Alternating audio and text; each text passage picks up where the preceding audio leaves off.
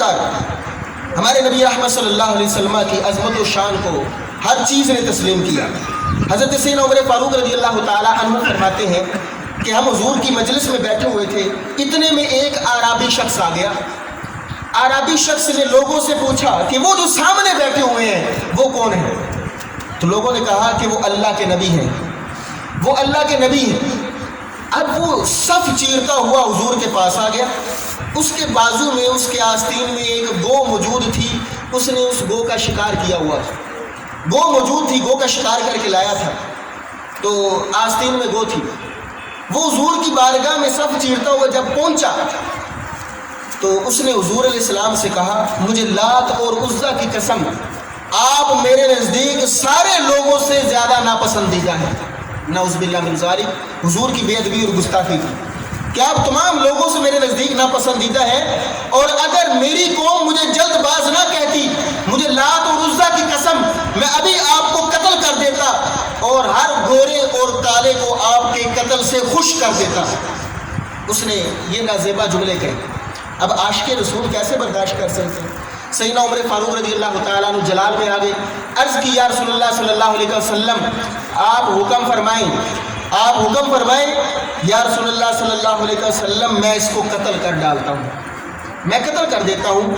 جب یہ کہا تو حضور علیہ السلام نے فرمایا، اے عمر چپ کر جا، تجھے پتہ نہیں اللہ نبوت اس کو عطا فرماتا ہے جو بردبار ہوتا ہے، جو صبر اور تحمل والا ہوتا ہے، اللہ نبوت کا تاج اسے عطا کرتا ہے۔ اے عمر چپ کر جا۔ پھر حضور علیہ السلام نے اس اعرابی سے پوچھا، اے اعرابی کیا بات ہے، تو نے میری توہین کیوں کی، میری بے ادبی کیوں کی، تجھے میری مجلس کے آداب کا نہیں پتہ ہے؟ حضور علیہ السلام نے جب اس سے پوچھا، اس نے پھر کیا کہا؟ اس نے کہا، مجھے لات اور عزا کی قسم ہے، اگر یہ گو آپ کی نبوت اور رسالت کی گواہی دے دیتی ہے، میں آپ کا کلمہ پڑھ کر مسلمان ہو جاؤں گا، آپ کی گواہی دے دے۔ اس نے گو کو نیچے پھینکا۔ حضور علیہ السلام نے پوچھا، اے گو کو گو کہہ کر، دب کہہ کر پکارا، عربی میں اس کا معنی گو بنتا ہے۔ جب گو کہا تو اس گو نے کیا کہا؟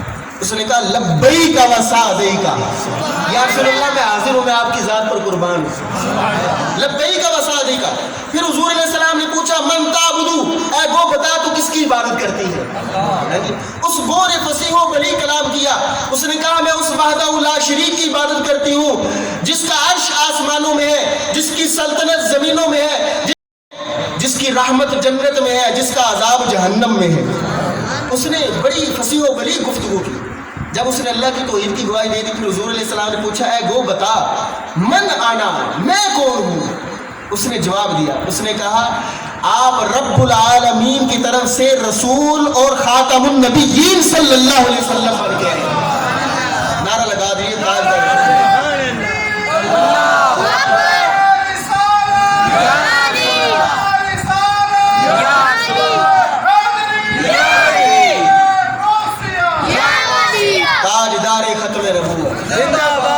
جو قادیانی ملعون، جو منکرین ختم نبوت، نبی کی نبوت پر ڈاکہ ڈالنے کی کوشش کرتے ہیں، انہیں شرم آنی چاہیے کہ ہمارے نبی کی ختم نبوت کی گواہی تو گو بھی دے رہی ہے کہ آپ رب العالمین کی طرف سے رسول خاتم النبیین بن کر تشریف لائیں۔ یہ پچھلے دنوں میں شیخو پورہ میں ایک گاؤں میں کچھ قادیانیوں نے مل کر عاشق رسول کو قتل کر دیا، گولیاں مار کے۔ کس لیے؟ کیونکہ وہ تاجدار ختم نبوت کا نعرہ لگا رہا تھا۔ تو ہم ان کو چیلنج کرتے ہیں، قادیانیوں، ملعونوں، جھوٹے نبی کے دعوے داروں، اگر تم سچے ہو تو ہم تمہیں مبالغے کی دعوت دیتے ہیں، آؤ ہمارے ساتھ مبالغہ کرو۔ اگر تمہارا نبی سچا ہے، اور ہمیں پکا یقین ہے وہ قادیانی ملعون لعنتی جھوٹا کذاب ہے، ہم دعویٰ کرتے ہیں وہ جھوٹا ہے، اور یقین کے ساتھ کہتے ہیں، اگر تمہیں اس کے سچے ہونے پر یقین ہے تو آؤ ہمارے ساتھ مبالغہ کرو۔ بندہ ہر چیز مبالغہ کرنے کے لیے تیار ہے۔ نبی کی ختم نبوت پر تو کوئی شک ہی نہیں، کائنات کا ذرہ ذرہ اور قرآن کی ہر آیت، قرآن کا ہر لفظ میرے نبی علیہ السلام کی ختم نبوت پر دلیل بن کر آیا ہے۔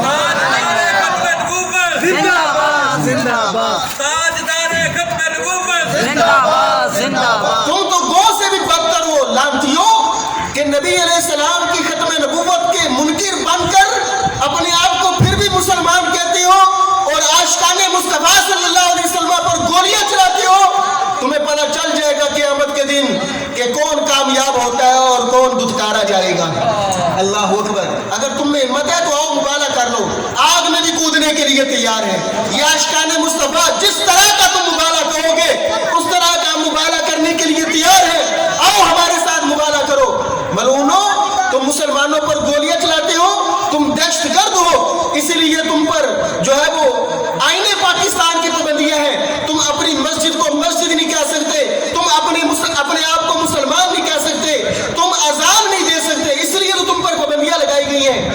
तो हम हुकूमत वक्त से भी मुतालबा करते हैं कि ऐसे मलऊनों को फिलफोर पकड़कर सख्त से सख्त सजा दी जाए कि जिन्होंने ज़ैन अली को गोलियां मार के शहीद किया।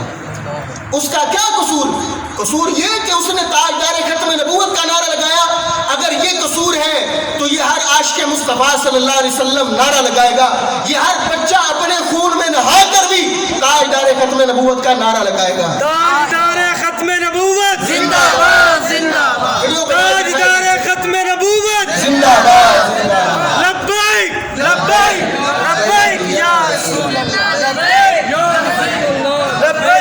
रसूल लब्बैक या रसूल, लब्बैक या रसूल, लब्बैक या रसूल अल्लाह, लब्बैक लब्बैक लब्बैक या रसूल अल्लाह, लब्बैक लब्बैक लब्बैक या रसूल अल्लाह। ताजदार खत्म नबूवत जिंदाबाद जिंदाबाद, ताजदार खत्म नबूवत जिंदाबाद जिंदाबाद, ताजदार खत्म नबूवत जिंदाबाद जिंदाबाद। नारे रिसालत, नारे रिसालत। अपने नबी की हुर्मत पर, नबी की इज्जत पर, नबी की नमूज पर, नबी की खत्म नबूवत पर अपनी जान का नजराना पेश करने के लिए तैयार। ये हमारे बच्चे भी ताजदार खत्म नबूवत का नारा लगाते हुए अपनी जान के नजराने पेश करने के लिए तैयार है। तो साहिब उस गौ ने नबी की खत्म नबूवत की दलील पेश की और उसने कहा कि जो आपकी इत्तिबा करेगा वो कामयाब हो जाएगा और जो आपकी नाफरमानी करेगा क़यामत के दिन वो धुतकार दिया जाएगा।